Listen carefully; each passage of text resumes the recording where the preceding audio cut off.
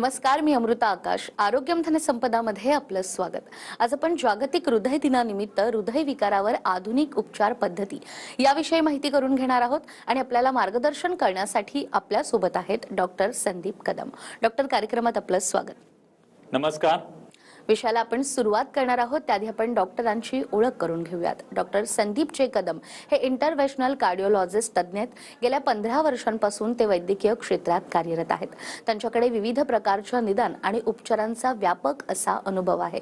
हृदय व रक्तवाहिन्यांसंबंधित रोग ज्यात हृदयाच्या विविध परिस्थितीचा समावेश आहे त्यावर उपचार करण्यात डॉक्टरांचा विशेष हातखंडा आहे. मला सांगायला आनंद होतोय की डॉक्टर संदीप कदम यांना सर्वोत्कृष्ट हृदयरोग तज्ज्ञ पुरस्कारानं सन्मानित करण्यात आलाय.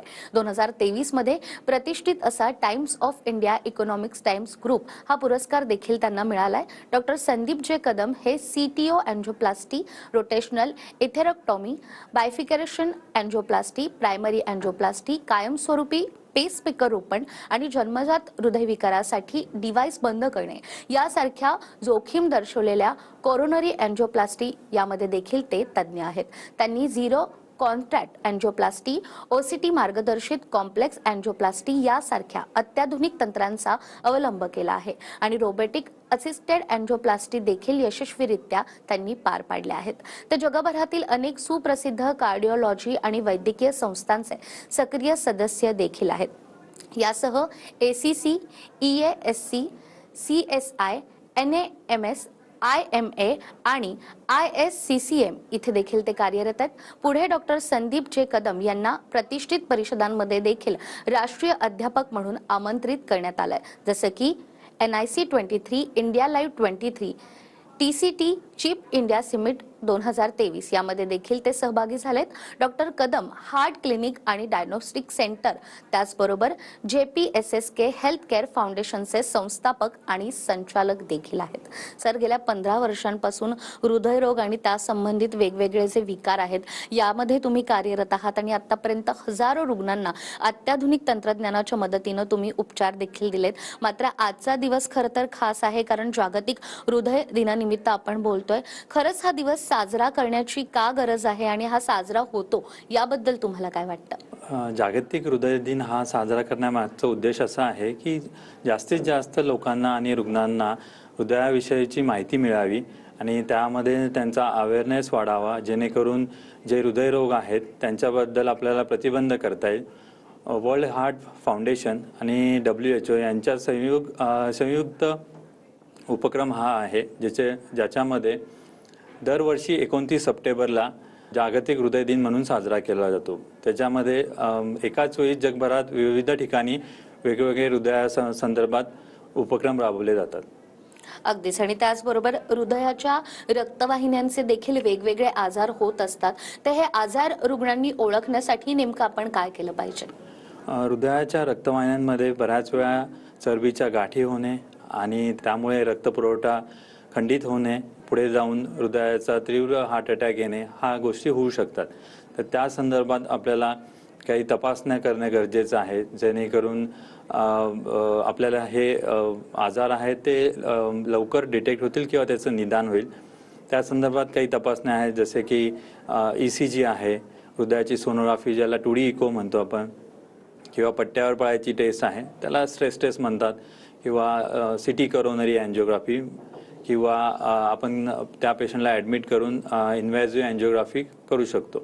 या सगळ्या गोष्टींमध्ये आपल्याला हृदयाच्या रक्तवाहिन्यांमध्ये काही ब्लॉकेजेस आहेत का नाही या सगळ्या गोष्टी समजतात आणि त्यानुसार आपण पुढील उपचार करू शकतो. अगदी जसं तुम्ही सांगितलं की उपचार कसे होतात, मात्र या आजारावरील ज्या उपचार पद्धती आहेत आणि आता त्यामध्ये देखील आधुनिक पद्धतीने उपचार करण्यावरही भर दिला जातो, तर या उपचार पद्धती नेमक्या कोणकोणत्या आहेत? एखाद्याला समजा हृदयाचा आजार आहे, त्याच्या हृदयाच्या रक्तवाहिन्यांमध्ये अडथळे आहे किंवा ब्लॉकेजेस आहे, तर त्यासाठी काय करावं लागेल, तर आपण अँजिओग्राफी पहिल्यांदा करून त्याच्यामध्ये त्याचे प्रमाण किती आहेत, त्याची सिव्हिरिटी किंवा त्याची तीव्रता किती आहे आपण बघतो. जर ते खूप जास्त प्रमाणात असतील तर आपल्याला त्यासाठी पुढे काही उपचार करावे लागतात, ज्याच्यामध्ये अँजिओप्लास्टी म्हणतात. अँजिओप्लास्टीमध्ये एक स्प्रिंग किंवा ज्याला आपण स्टेंट म्हणतो तो आपण टाकून तिथले रक्ताचे किंवा चरबीच्या गाठी यांचे ब्लॉक जे आहेत ते काढून आपण रक्तपुरवठा व्यवस्थित करतो, जेणेकरून हृदयाला जो रक्तपुरवठा आहे तो सुरळीत होतो आणि त्यामध्ये हृदयाची क्षमता वाढते, ज्याला हृदयाचं इजेक्शन फ्रॅक्शन म्हणतात किंवा हार्टचं पंपिंग म्हणतात, जे वाढतं आणि त्याचा फायदा फ्युचरमध्ये पेशंटला होतो. सो हार्ट अटॅक जेव्हा येतो तेव्हा हृदयाची एक रक्तवाहिनी 100% बंद होते. त्या हृदयाच्या रक्तवाहिन्यांमध्ये आधी चरबीच्या गाठी तयार झालेल्या असतात आणि ती रक्तवाहिनी पहिल्यांदा 80%, नंतर 90% आणि नंतर 100% बंद होते. सो त्यामुळे रक्तपुरवठा पूर्ण बंद होतो आणि रुग्णाला छातीत दुखणे, दम लागणे, धाप लागणे, खांदे दुखणे, अस्वस्थ होणे, चक्कर येणे, ह्या सगळ्या गोष्टी होऊ शकतात. हृदयाचं दुखणं हे खूप वेगळ्या प्रकारचं असतं, जे आपण आयुष्यात कधीही अनुभवलं नसतं आणि ते आयुष्यात पहिल्यांदाच आपल्याला अनुभवलं जातं. बऱ्याच वेळा असं होतं की ते आपल्याकडनं दुर्लक्षित केलं जातं. नाही मला ती ॲसिडिटी आहे, नाही मला काहीतरी मसल पेन आहे, असं करून ते दुर्लक्षित केलं जातं, जे की फार चुकीचं आहे. सो अशा वेळेस हार्ट अटॅक आल्यानंतर आपण पेशंटची अँजिओग्राफी करतो आणि त्याच्या ज्या हृदयाच्या रक्तवाहिन्यांमधला जो ब्लॉकेजेस आहेत ते आपण काढतो आणि तिथे स्प्रिंग टाकून किंवा स्टेन टाकून ती अँजिओप्लास्टी करतो. अगदीच जसा तुम्ही आता उल्लेख केला की हार्ट अटॅकची जी लक्षणं आहेत ती ओळखणं गरजेचं आहे, याबद्दल देखील तुम्ही सविस्तररित्या काय सांगाल आणि पुढे जाऊन जर काही संभाव्य धोके त्या रुग्णाला होऊ शकत असतील तर त्याबद्दलही काय सांगाल? सर्वात महत्त्वाचं आहे की हार्ट अटॅकचा जो पेन आहे किंवा जे वेदना आहेत त्या ओळखणं गरजेचं आहे. ज्या वेळेस तुम्हाला वेदना होत आहेत, म्हणजे हृदयामध्ये छातीतलं दुखणं हे मध्यभागी असू शकतं, शोल्डरला असू शकतं, दोन्ही हातांना असू शकतं, नेकला असू शकतं, पुढे किंवा मागे छातीत असू शकतं.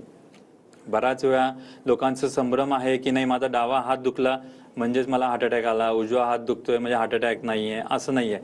सो हे हृदयातलं दुखणं योग्य वेळीच निदान होणं गरजेचं आहे. सो जसं मी त्या आधी सांगितलं त्यानुसार ह्या बाकीच्या ज्या तपासण्या आहेत, रक्त तपासण्या म्हणा किंवा ECG म्हणा, 2D इको किंवा अँजिओग्राफी, ह्या करून आपल्याला त्यानुसार त्याच्यावर पुढे उपचार करणं गरजेचं आहे. अगदीच. मात्र पूर्वीपेक्षा जर आता आपण परिस्थितीचा विचार केला तर हृदयरोग होणाऱ्यांची संख्या ही दिवसेंदिवस वाढत चाललेली आहे. हार्ट अटॅक येणाऱ्यांचं प्रमाण वाढत चाललंय आणि यामध्ये तरुण पिढीचा जास्त समावेश आहे. तर याकडे तुम्ही कसं पाहता? तुम्ही भारताचा विचार केला तर भारतामध्ये मधुमेहाचे किंवा डायबिटीसचे पेशंट खूप जास्त आहेत. तेच हृदयाचे पण कंडिशन तशीच आहे. हृदयाचे आजाराचे किंवा हार्ट अटॅकचे पेशंट्स पण खूप आहेत. इतर देशांच्या तुलनेमध्ये आपल्या भारतामध्ये हृदय रोगाचं प्रमाण किंवा हार्ट अटॅकचं प्रमाण हे खूप जास्त प्रमाणात आहे. ते कमी वयामध्ये म्हणजे वयाच्या 30व्या वर्षी किंवा काही आपण रुग्ण बघितले ज्यांना हृदयाचा हार्ट अटॅक 22व्या वर्षी पण आलेला आहे. सो आपल्या इथे हृदयरोग आणि हार्ट अटॅक हे खूप कमी वयामध्ये होतात. ते जास्त तीव्रतेचे असतात.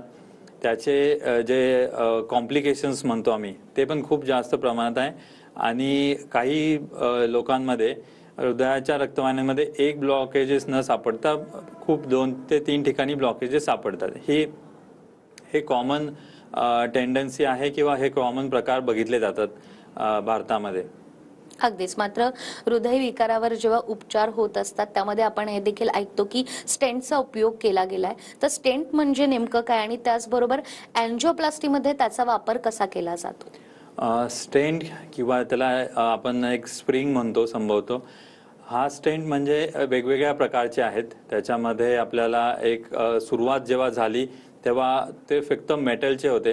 जसं आपल्या पेनमध्ये एक स्प्रिंग असते त्या टाईपमधला तो स्टेंट असतो, जो हृदयाच्या रक्तवाहिन्यांमध्ये जाऊन तिथले जे अडथळे आहेत तो बाहेर काढतो आणि तिथे तो कायमस्वरूपी राहतो. आता दुसऱ्या प्रकारचे आहेत स्टेंट ज्याला ड्रग इल्युटिंग स्टेंट म्हणतात की ज्या स्टेंटवर द्रवाचं किंवा औषधांचं आवरण आहे. हे औषध साधारणतः पुढचे 6 ते 8 महिने त्या स्टेंट किंवा म्हणा किंवा त्या स्प्रिंगमधनं हृदयाच्या रक्तवाहिन्यांमध्ये जात असतं, जेणेकरून तो जो ब्लॉकेजेस आहे तो पुन्हा होऊ नये म्हणून. आणि तिसरा नवीन प्रकार आहे की विरघळणारे स्टेंट, जे त्या शरीरामध्ये काही वर्षांनंतर पूर्ण विरघळून जातात आणि तिथे ती रक्तवाहिनी पुन्हा पूर्वरित होते. सो जेव्हा हृदयाच्या रक्तवाहिन्यांमध्ये ब्लॉकेजेस असतात तेव्हा आपण तिथे एक वायर पास करतो, तिथे त्यानंतर त्याच्यावर बलून घेऊन ती जागा मोठी करतो आणि त्या जागेमध्ये आपण पुन्हा स्टेंट टाकतो, ज्याला अँजिओप्लास्टी म्हणतात. जेव्हा ही अँजिओप्लास्टी अचानक जेव्हा हृदयाचा हार्ट अटॅक येतो किंवा त्या कंडिशनमध्ये जेव्हा केली जाते तिला प्रायमरी अँजिओप्लास्टी म्हणतात. हे जगातील एक सर्वात चांगली उपचार पद्धती आहे. त्याबरोबर दुसरी उपचार पद्धती आहे ज्याच्यामध्ये आपण औषधाने तो रक्ताची गाठ विरघळण्याचा प्रयत्न करू शकतो. पण त्यामध्ये काही उपचार पद्धतीमध्ये काही ठिकाणी फायदे आहेत, काही तोटे आहेत, असे वेगवेगळे व्ह्यूज आहेत आपल्यामध्ये. अगदीच. आणि यामध्ये आता तुम्ही उल्लेख केला तो म्हणजे विरघळणारे देखील स्टेंट असतात. तर विरघळणारे स्टेंट किंवा रिस्टोरेबल जे असतात स्टेंट, याबद्दलही आम्हाला काय सांगाल? ही नवीन टेक्नॉलॉजी आहे, आपल्या भारतामध्ये आलेली आहे. त्याच्यामध्ये बरेच वर्ष झालं आपण ह्या प्रकारच्या स्टेंटचा वापर करतोय, ज्याच्यामध्ये ह्या स्टेंटमध्ये आपल्याला कुठेही मेटल नसतं. त्या स्टेंटमध्ये फक्त आपल्याला एक फोल्डेबल स्कॅफोल्ड म्हणतो आपण, तो स्कॅफोल्ड असतो जो त्या ब्लॉकेजच्या तिथे जाऊन तिथे ती रक्तवाहिनी ओपन करतो. हा जो स्कॅफोल्ड आहे तो विरघळणारा आहे. तो काही दिवसांमध्ये डिसइंटिग्रेट होऊन बॉडीमध्ये विरघळून जातो. त्याला काही वर्ष लागतात. सो त्यानंतर काही वर्षानंतर ती रक्तवाहिनी पुन्हा आधीसारखी होते. सो तुम्ही जर त्याचा विचार केला दुसऱ्या स्प्रिंगचा, ज्याच्यामध्ये मेटल आहे आणि त्याच्यावर द्रव लागलेला आहे किंवा औषध आहे, त्या मेटल स्टेंट्स हे बॉडीमध्ये कायमस्वरूपी राहतात. सो ते औषधाचे स्टेंट आणि हे विरघळणारे स्टेंट्स ह्यामध्ये बरेचसे फरक आहे. जसं की विरघळणारे स्टेंट जेव्हा काही वर्षांनंतर जे त्याचे कॉम्प्लिकेशन्स आहेत स्टेंटचे ते त्यामध्ये दिसत नाही, ज्याच्यामध्ये ते स्टेंट पुन्हा ब्लॉक होणे काही वर्षांनंतर किंवा त्या स्टेंटमध्ये रक्ताची गाठ होणे, हे प्रकार घडत नाही, कारण 3 वर्षांनंतर जो विरघळणारा स्टेंट आहे तो शरीरामधनं नाहीसा झालेला असतो. अगदीच. त्यामुळे हृदयाचे वेगवेगळे आजार आणि त्यावर अत्याधुनिक पद्धतीने जेव्हा उपचार होतात किंवा अँजिओप्लास्टी केली जाते तेव्हा या प्रकारचे उपचार हे किती महत्त्वाचे आहेत. आणि यात आता विरघळणारे देखील स्टेंट आलेले आहेत, याबद्दल डॉक्टर आपल्याला माहिती देतातच आहेत. या संपूर्ण उपचार पद्धतीबद्दल जर तुम्हाला देखील अधिक माहिती हवी असेल तर नक्कीच तुम्ही डॉक्टरांशी संपर्क साधू शकता. आणि या ट्रीटमेंटबद्दल आपण डॉक्टरांकडून आणखीनही माहिती घेणार आहोत एका छोट्याशा ब्रेकनंतर.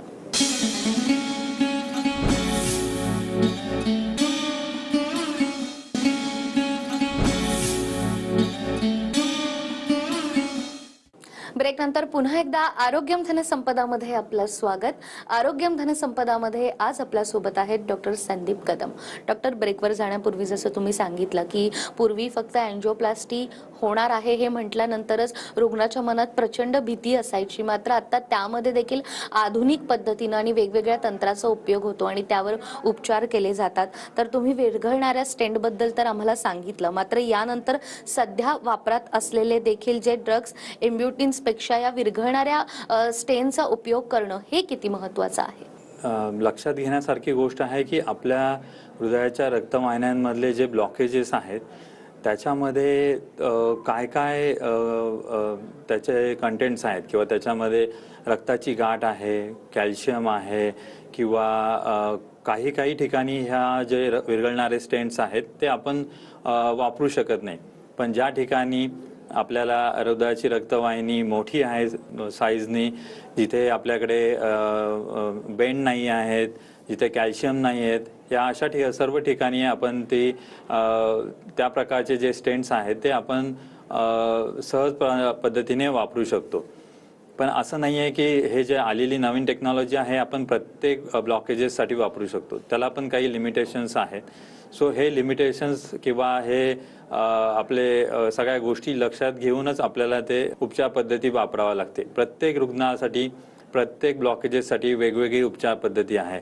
सगळ्याच पेशंटला सेमच तो ब्लॉकेजेस असेल आणि सेमच ट्रीटमेंट असेल असं नाही आहे. प्रत्येकाची प्रकृती वेगळी आहे, त्यानुसार उपचार पण पद्धती वेगळ्या आहेत. अगदीच. मात्र ज्या या नवीन विरघळणाऱ्या स्टेंट बद्दल आपण बोलतोय, तर या टेक्नॉलॉजीचा उपयोग आपल्या देशामध्ये केला जातो का? ही टेक्नॉलॉजी आपल्या देशात आहे का? आणि तुम्ही स्वतः या आधुनिक पद्धतीनं उपचार करण्यावर भर देता, तर तुमचा देखील अनुभव नेमका काय आहे?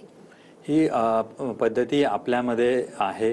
आपल्या भारतामध्ये ती काही कंपन्यांनी ती विकसित केलेली आहे आणि ते त्या प्रकारचे स्टेंट मी स्वतः पण बऱ्याच पेशंटमध्ये वापरलेले आहे. उदाहरणादाखल माझा एक पेशंट आहे ज्याचं वय 22 वर्ष आहे, जो आपल्या मेडिकलच्या फर्स्ट इयरला ॲडमिशन घेताना त्याला अचानक हृदयाचा हार्ट अटॅक किंवा तीव्र झटका आला आणि तो इमर्जन्सीमध्ये हॉस्पिटलाइज झाला. त्यानंतर आम्ही त्याच्यावर अँजिओप्लास्टी केली, ज्याला प्रायमरी अँजिओप्लास्टी म्हणतो. त्या कंडिशनमध्ये आम्ही त्याला विरघळणारी स्प्रिंग किंवा विरघळणारा स्टेंट वापरला, ज्याला साधारणतः 1 वर्ष होऊन गेलेलं आहे आणि तो पेशंट एकदम सुरळीत आणि व्यवस्थित सगळ्या गोष्टी करतोय. कुठेही त्याला पुढे प्रॉब्लेम आला नाही किंवा ह्या गोष्टी झाल्या नाही आहे. पण त्या आजारामध्ये किंवा त्याच्यामध्ये रक्ताची गाठ आणि ब्लॉकेजेस हे होते, त्याच्यामध्ये कॅल्शियम किंवा बाकीच्या गोष्टी नव्हत्या. त्यामुळे ती स्प्रिंग त्याला सुटेबल झाली म्हणून आपण ती टाकली.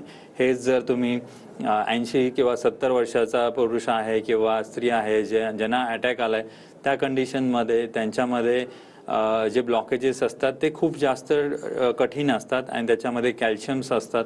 सो त्या कंडिशनमध्ये आपण त्या प्रकारची पद्धती वापरू शकत नाही.